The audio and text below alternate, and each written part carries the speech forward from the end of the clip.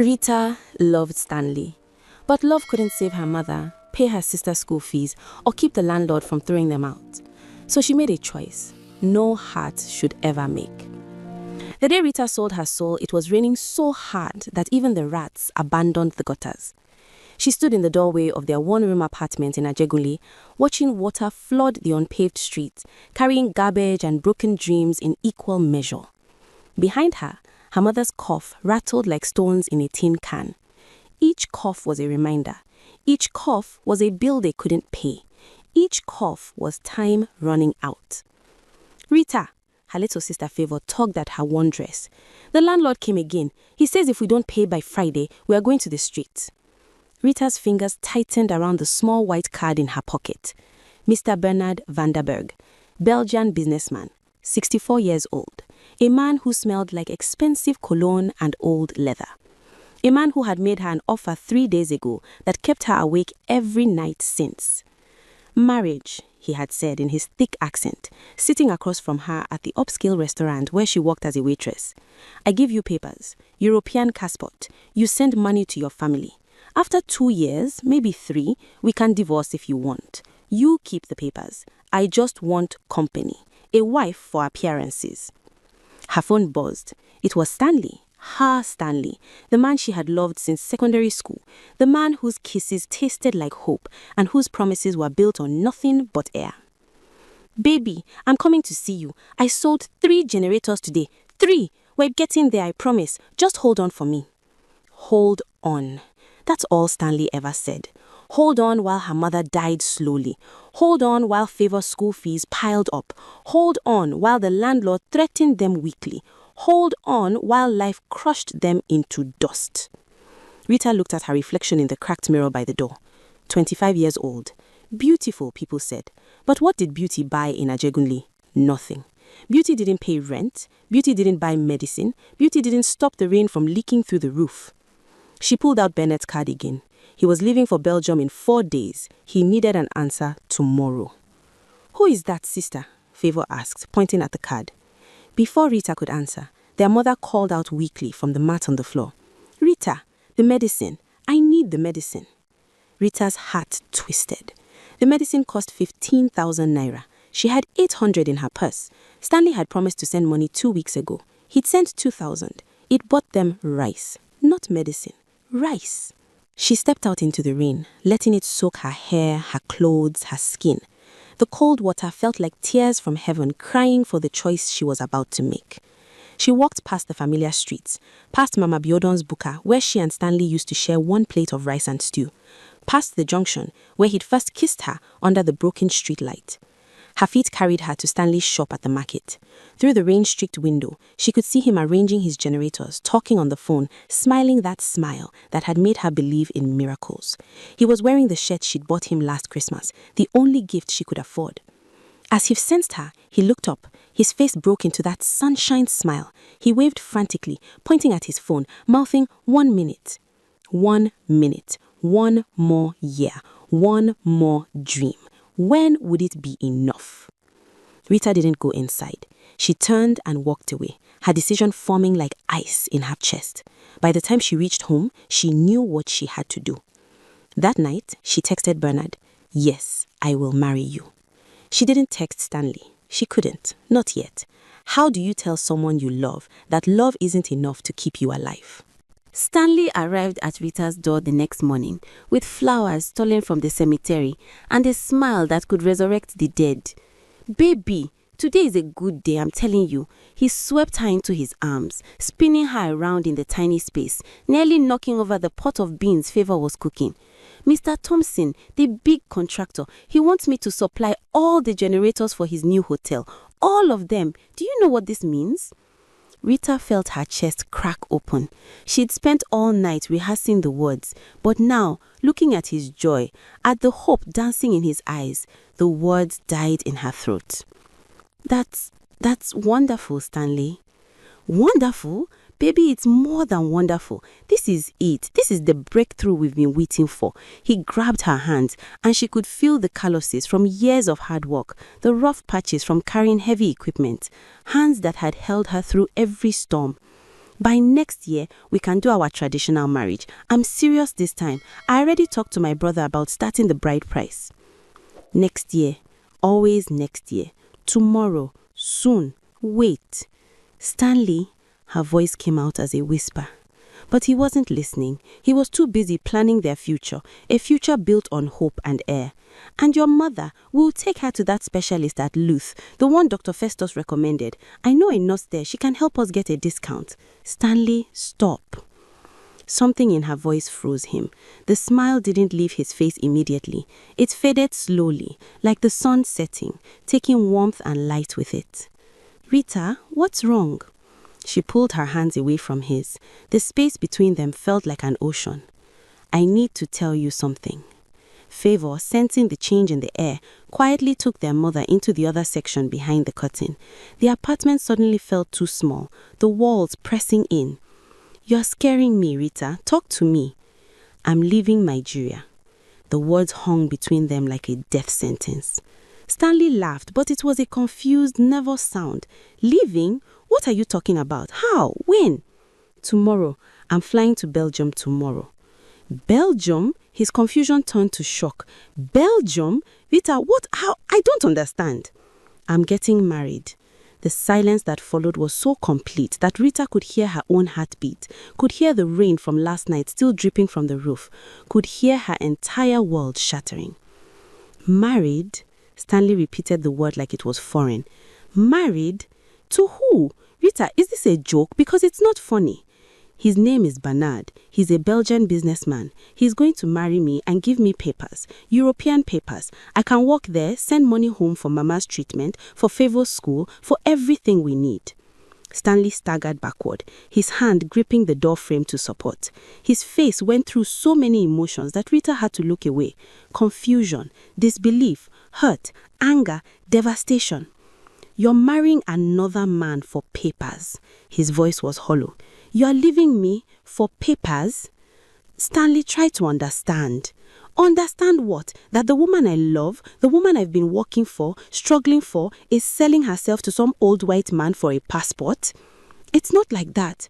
Then what is it like, Rita? Explain it to me. Make it make sense. Tears were streaming down his face now, and seeing Stanley cry broke something fundamental in Rita's soul.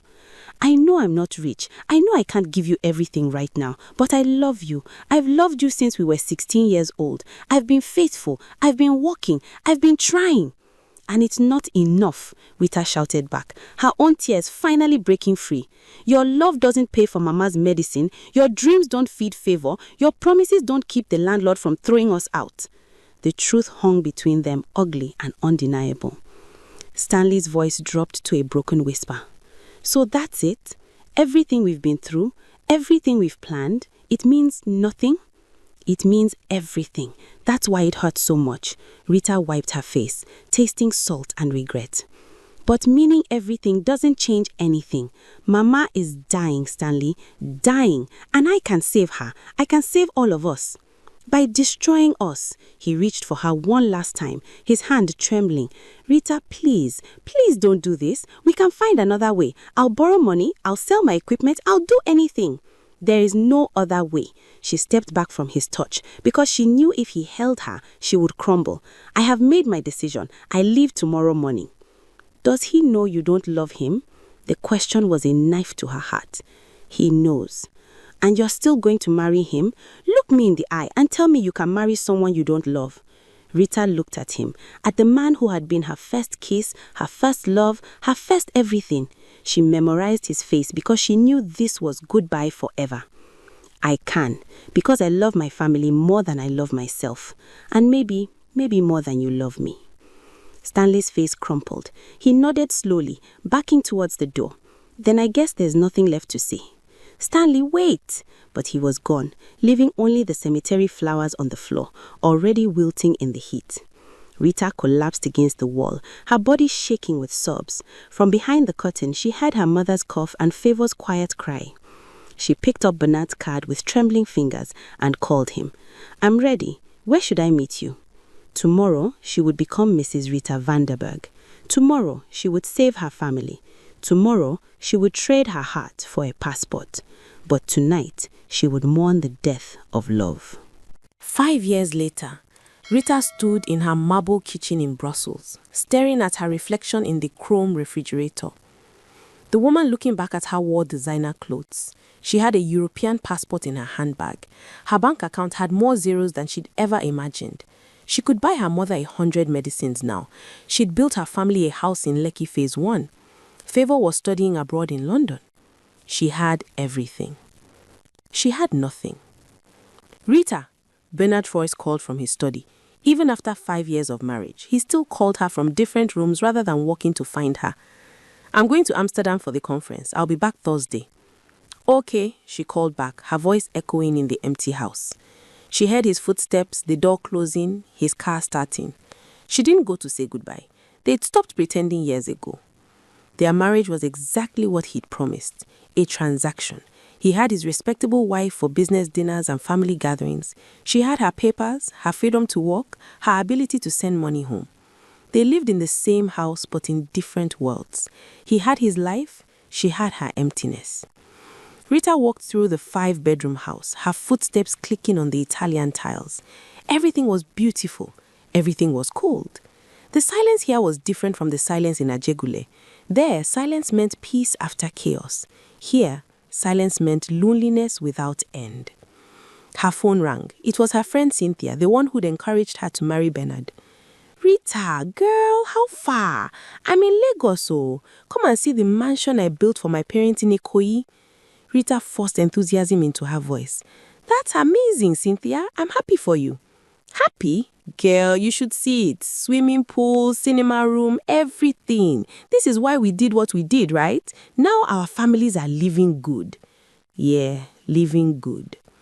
After the call, Rita opened her laptop and scrolled through Facebook, something she'd stopped doing years ago. But today, something made her type his name into the search bar. Stanley Okonkwo. His profile appeared. Her heart stopped. The cover photo showed him with a woman, beautiful, glowing, pregnant. The caption read, "Can't wait to meet our little one. My wife Sonia is the best thing that ever happened to me." Rita clicked through the photos with trembling fingers. Stanley's wedding pictures, Stanley and Sonia at the beach, Stanley's generator business now expanded with a proper storefront, and Okonkwo and Sons generators written in bold letters. Stanley laughing, Stanley living, Stanley happy. Without her. She clicked on Sonia's profile, a nurse. They'd met at the hospital when he took his mother for treatment. Simple wedding, nothing extravagant, but the joy in every picture was so bright it hurt to look at. If you're watching this story and you can feel Rita's pain, hit that subscribe button, because what happens next will leave you speechless. This is just the beginning. Rita slammed the laptop shut, but the images were burned into her mind. Stanley had moved on. Stanley was building the life they'd planned, just with someone else. Someone who was brave enough to stay. Someone who believed in him when believing seemed foolish. She walked to her bedroom, her separate bedroom from Bernard's, and opened the closet. Behind the designer shoes and expensive handbags, hidden in a shoebox was a faded photograph. Her and Stanley at the beach in Lagos, both of them soaking wet from the waves, laughing like the world was full of possibilities. She traced his face in the photo, remembering how his laugh used to rumble in his chest when she laid her head there. How his hands, rough as they were, touched her like she was made of precious glass. How his dreams, foolish as they seemed, had made her believe in magic. "I'm sorry," she whispered to the photograph. "I'm so sorry." Her phone buzzed. A text from her mother. "Rita, the neighbors are asking when you are bringing your husband to meet us. It's been 5 years. 5 years of lies. 5 years of pretending to her family that her marriage was real. 5 years of video calls where she smiled and showed them the house and talked about Bernard like he was a real husband instead of a business partner who barely spoke to her. Rita typed back, "Soon, Mama, soon." Another lie to add to the mountain of lies her life had become. She spent the rest of the day cleaning a house that was already spotless, cooking food for one, watching Nigerian movies on her laptop to hear familiar voices. When night came, she lay in her king-sized bed in her empty room in her silent house and stared at the ceiling. She had traded love for security. She had traded warmth for wealth. She had traded Stanley for papers, and now, 5 years later, she was rich and wretched, successful and suffocating, free and yet more trapped than she had ever been in Achegule. The question that haunted her every night whispered in the darkness, was it worth it? But it was too late for questions, too late for regrets, too late to go back. Or was it? The call came on a rainy Tuesday morning, exactly like the day Rita had made her choice 5 years ago. "Sister Rita," Favor's voice was panicked. "You need to come home now. Mama collapsed." Rita's world tilted. "What? What happened? I just talked to her last week." "The doctors say it's serious. They're saying we should prepare." Favor's voice broke into sobs. 6 hours later, Rita was on a plane to Lagos, her hands shaking, her mind racing. Bernard had barely looked up from his newspaper when she told him she was leaving. "Take as long as you need," he'd said, the same warmth he'd used to dismiss a housekeeper. The Lagos heat hit her like a slap when she stepped off the plane, but it wasn't the oppressive heat she remembered. It felt like a homecoming. The chaos, the noise, the humanity of it all. She'd forgotten how alive Lagos felt compared to the sterile perfection of Brussels. The house she'd built for her family in Lekki was beautiful, but when Rita entered, the silence was heavy with grief. Favor met her at the door, older now, no longer the little girl she left behind. "She's been asking for you," Favor whispered. "She's awake now, but weak." Rita rushed to her mother's room. The woman on the bed looked so small, so fragile, so different from the strong woman who'd raised her in Ajegunle. But her eyes, when they opened, still held that fierce love.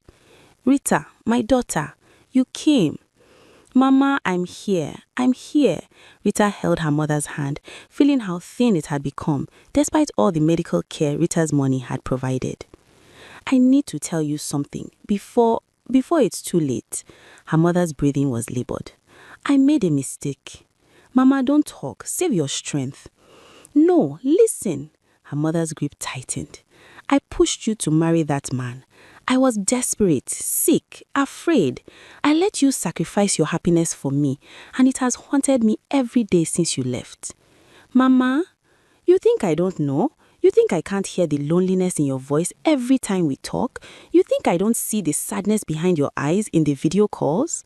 Tears rolled down her weathered face. "I wanted you to have a better life, but I didn't realize that a better life without love is just a beautiful prison." Rita's tears fell freely now. "But Mama, you are alive. Favor is in school. We have a good house. It wasn't for nothing." "My child, I would rather die in a shack with you happy than live in a mansion knowing I destroyed your chance on love." Her mother's voice grew urgent. "Stanley came to see me last month." Rita's heart stopped. "What?" "He came to check on me. He's been coming every month since you left, Rita. Bringing medicine, bringing food, checking on us. He never stopped caring." The room spun around Rita. "Stanley? But why didn't anyone tell me?" Favor spoke from the doorway. "He made us promise not to tell you. He said you made your choice and he wouldn't interfere. He just wanted to make sure Mama was okay. He said he'd promised to take care of you, and even if you were gone, taking care of your family was the closest he could get to keeping that promise." Rita couldn't breathe. While she'd been in Brussels, living in her golden cage, Stanley had been here, keeping promises to a woman who'd left him. "He's a good man, Rita," her mother whispered. "And you loved him, real love, the kind that weathers storms, the kind I had with your father, God rest his soul. That's the kind of love you don't find twice." "But Mama, he's married now. He has a wife, a baby on the way. I saw the pictures." "Married, Stanley? No, child. Where did you hear this?" Rita's hands trembled as she pulled out her phone, opening Facebook to show her mother Stanley's profile, the pictures with Sonia. Favor leaned over, then burst out laughing through her tears. "Sister Rita, that's not Stanley. That's his cousin, also named Stanley Okonkwo. Stanley, he's not married." The phone slipped from Rita's hands. "He's not married?" "No," Favor said softly. "People say he hasn't even dated anyone seriously since you left. Mama Bayodin at the Buka says he works all the time, built his business, helps people in the community, but comes home alone every night." Rita felt like she'd been struck by lightning. 5 years. 5 years she tortured herself thinking he'd moved on, thinking she'd lost her chance forever, thinking her sacrifice was final and irreversible. Where is he now? Rita asked urgently. Where is Stanley now? His shop at the market, same place. Favor checked her watch. But Rita, you can't just... But Rita was already grabbing her purse, already heading for the door. Rita, her mother called out. Whatever you do, whatever you decide, choose happiness this time. Choose love. You only get one life, my daughter. Don't waste it trying to save everyone else while losing yourself. Rita paused at the door, looking back at her mother. The medicine, the house, everything. It was worth it to save you, Mama. I'm 70 years old, Rita. I've lived my life, but you're only 30. You have so much life left to live. Don't leave it alone. Rita kissed her mother's forehead and ran. The taxi ride to Stanley's shop felt like it took both seconds and years. The market was just as chaotic as she remembered, the smells of suya and sweat and rain-soaked concrete filling her nose. Her expensive heels were ridiculous here, sinking into the muddy paths, but she didn't care. And then she saw it, the shop. Okonkwo and Sons generators and electrical supplies. Bigger than before, with a proper storefront with multiple employees moving around. Through the window, she saw him, Stanley. Older, broader in the shoulders, more serious in the face, but still him.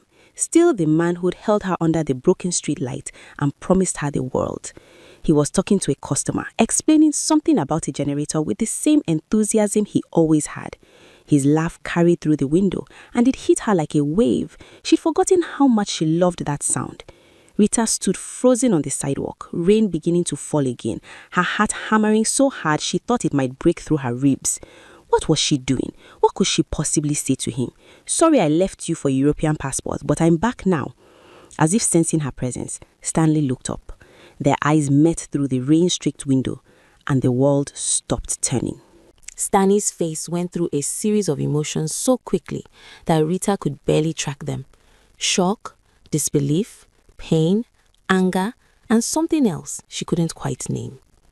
He said something to his employee and walked out of the shop, standing under the small awning, the rain creating a curtain between them and the rest of the world.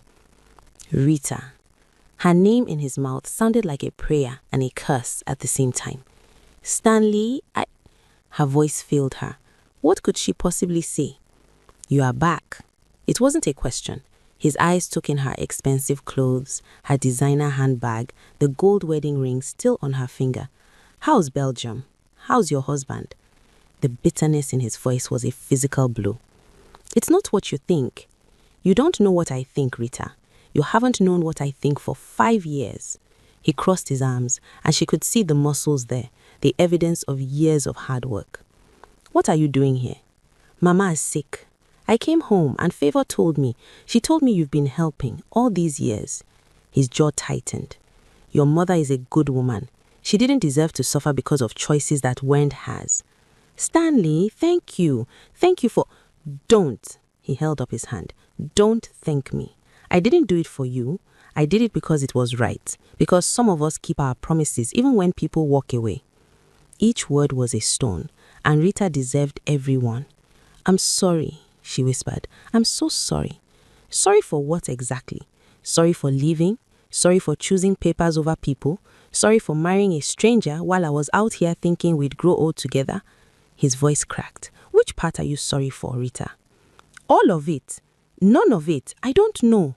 She stepped closer, rain soaking her hair, her expensive clothes. I was drowning, Stanley. We were all drowning. Mama was dying. Favor was going to drop out of school. The landlord was going to throw us out. And you didn't trust me to help you swim. His eyes were wet now, and she couldn't tell if it was rain or tears. That's what hurts the most. Not that you left, not even that you married him, but that when you were drowning, you didn't reach for me. You reached for money. You didn't have money. No, I didn't. I had love. I had loyalty. I had hands willing to work until they bled to give you the life you wanted. But apparently, that wasn't enough. It wasn't about enough. Then what was it about, Rita? He stepped out into the rain, closing the distance between them. For 5 years, I've been trying to understand. For 5 years, I've been asking myself what I did wrong, what I could have done differently, how I could have been better, richer, faster, more. You did nothing wrong. Rita grabbed his arms, forcing him to look at her. You were perfect. You are perfect. That's why it hurt so much to leave. Then why did you? Because I was scared. The truth exploded from her. Because I was terrified that if I waited for your dreams to come true, everyone I loved would die first. Because I'd watched my mother cough up blood and my sister cry herself to sleep from hunger, and I couldn't wait for some day anymore. Her sobs came hard and violent, 5 years of locked-away grief pouring out in the Lagos rain. Every night in Brussels, I thought of you, she continued, her voice breaking.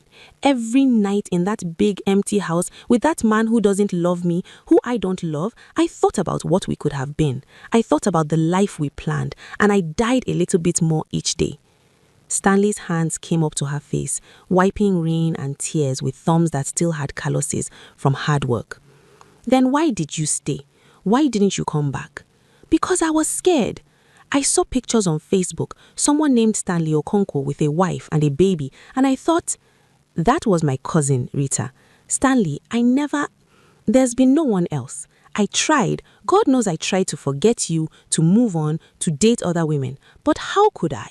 How could I replace the person who'd been everything to me since I was 17?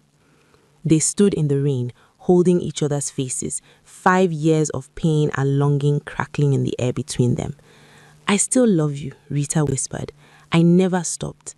I tried to convince myself that I made the right choice, that security was better than love, that I could live without you. But I can't. This isn't living. This is just existing in a beautiful grave. Stanley, I'm going to divorce him. I don't care about the papers anymore. I don't care about the passport or the money or any of it. I just want to breathe again. I want to feel alive again. I want me. Stanley's voice was barely audible over the rain. After all this, you want me? I never stopped wanting you. He closed his eyes, and she could see the war happening inside him, the anger fighting with love, the pain battling hope, the fear wrestling with forgiveness. I built a life, Stanley, a good life. After you left, I poured everything into my business. It's successful now. I have employees, contracts, stability. I did everything I promised I would do. I became the man I told you I would become. I know. I can see it. I'm so proud of you. And I did it alone. Stanley's eyes opened, and the pain there was infinite. I did it without you cheering me on, without you believing in me, without you standing beside me. Do you know how many times I wanted to call you and tell you about his success? Do you know how many nights I lay awake wishing you were there to share it with? Stanley, I'm not the same person you left, and you're not the same person who left. We're strangers now, Rita, strangers who used to love each other. We still love each other. I can feel it. You can feel it too. Love isn't always enough. You taught me that when you left. The words hung between them like a guillotine blade. So that's it? Rita's voice was small. I came back too late? Stanley looked at her for a long moment, his face unreadable. Then he stepped back, out of her reach. I don't know, Rita. I honestly don't know. 5 years ago, you made a choice that broke both of us. Now, you're asking me to make a choice that could break us all over again. What choice? Whether to let you back into my heart after I spent 5 years building walls to keep the pain out. A customer called from inside the shop. Stanley glanced back, then looked at Rita one more time. I need time, he said. I need to think. This is too much. How much time? I don't know. But Rita, he paused at the door of a shop. That ring on your finger, you need to decide what it means, because I won't be anyone's second choice ever again, not even yours. He walked back into his shop, leaving Rita standing in the rain, her heart simultaneously shattered and full of hope. 3 weeks passed like 3 lifetimes. Rita stayed in Lagos, watching her mother slowly recover from the health scare. The doctors said she would be fine with rest and proper care, but Rita's own recovery was far more complicated. She'd called Bernard from Lagos, sitting in her childhood bedroom in the Lekki house that money had bought, but love had never filled.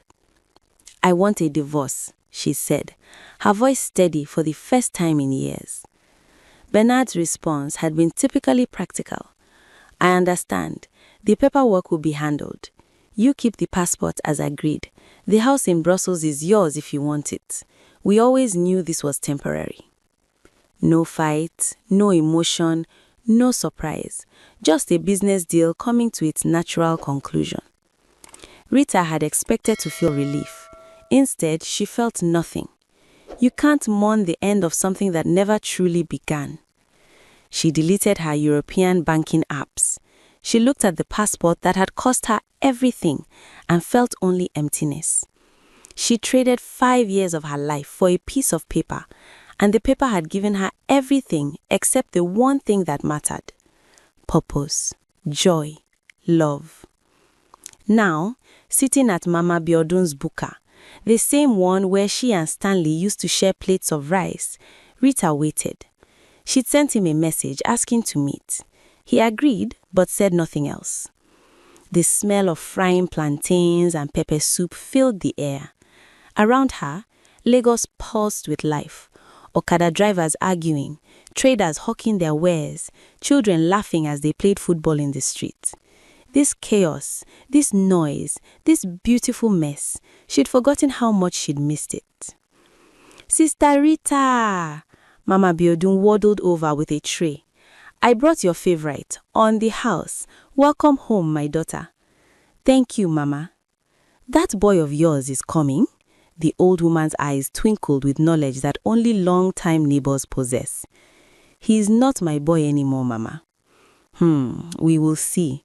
Some things, even time and distance, cannot kill." When Stanley arrived, he looked different.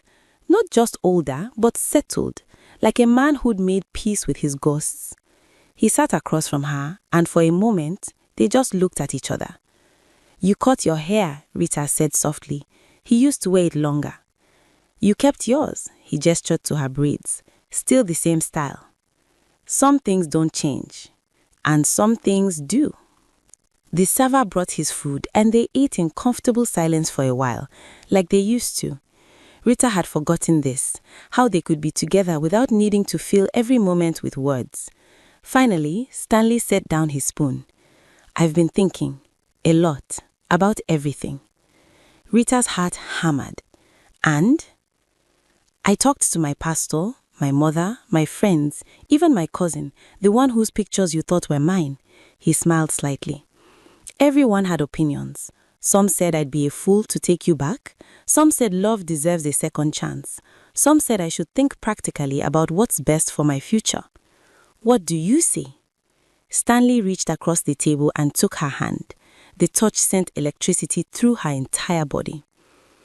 "I say that 5 years ago, we were two different people. You were a desperate girl trying to save your family. I was a struggling boy with nothing but dreams. We both did what we thought we had to do." "Stanley, let me finish." His thumb traced circles on her palm. "You made a choice that hurt me, broke me actually, but I understand why you made it. Fear is a powerful thing, Rita.